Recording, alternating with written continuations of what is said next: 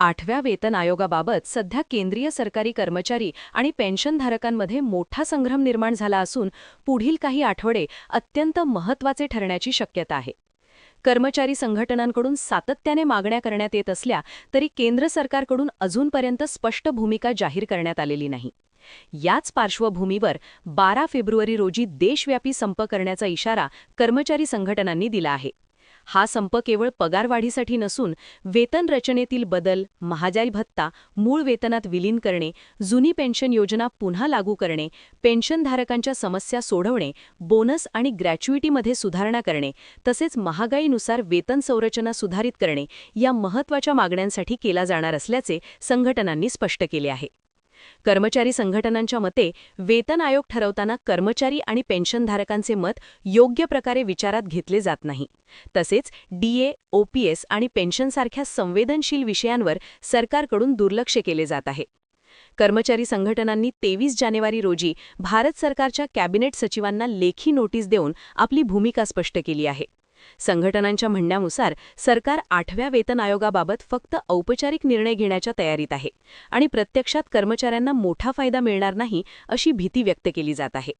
त्यामुळे कॉन्फेडरेशन आणि NCJCM सारख्या मोठ्या कर्मचारी संघटनांनी वेतन आयोगाच्या अटी व शर्तींमध्ये कर्मचारी आणि पेन्शनधारकांच्या सूचना समाविष्ट करण्याची मागणी केली आहे. तसेच पगार, भत्ते आणि पेन्शनबाबत स्पष्ट मार्गदर्शक तत्वे जाहीर करावीत, वेतन आयोगाच्या कामकाजात पारदर्शकता आणावी आणि महागाईनुसार वेतन संरचना बदलावी अशी मागणी करण्यात आली आहे.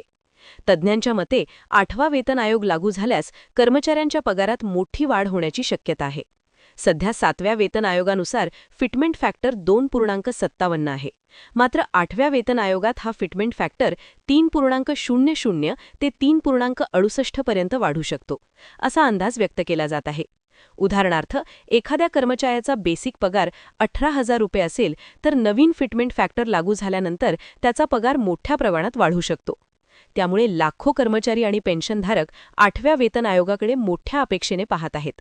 विशेषतः महागाई सातत्याने वाढत असल्यामुळे वेतन रचना सुधारण्याची गरज असल्याचे कर्मचारी संघटनांचे मत आहे. सरकारकडून मात्र अजून अधिकृत घोषणा करण्यात आलेली नसली तरी सूत्रांच्या माहितीनुसार वेतन आयोगाबाबत चर्चा सुरू असल्याचे सांगितले जात आहे. केंद्र सरकार आर्थिक परिस्थिती, महसूल आणि खर्च यांचा विचार करून पुढील निर्णय घेण्याच्या तयारीत असल्याचे संकेत मिळत आहेत. मात्र कर्मचारी संघटनांच्या दबावामुळे सरकार लवकर निर्णय घेण्याची शक्यता नाकारता येत नाही. दरम्यान 12 फेब्रुवारी रोजी होणारा संप यशस्वी झाल्यास सरकारी कामकाजावर परिणाम होऊ शकतो आणि सरकारला कर्मचारी संघटनांशी चर्चेसाठी पुढे यावे लागू शकते. एकूणच पाहता 12 फेब्रुवारीचा संप हा केंद्रीय सरकारी कर्मचाऱ्यांसाठी अत्यंत महत्त्वाचा टप्पा ठरणार आहे. या संपानंतर केंद्र सरकार कोणती भूमिका घेते आणि 8व्या वेतन आयोगाबाबत कोणता निर्णय जाहीर केला जातो याकडे संपूर्ण देशाचे लक्ष लागले आहे. 8वा वेतन आयोग लागू झाल्यास लाखो कर्मचारी आणि पेन्शनधारकांना आर्थिक दिलासा मिळू शकतो आणि वेतन तसेच पेन्शन संरचनेत मोठे बदल होण्याची शक्यता आहे.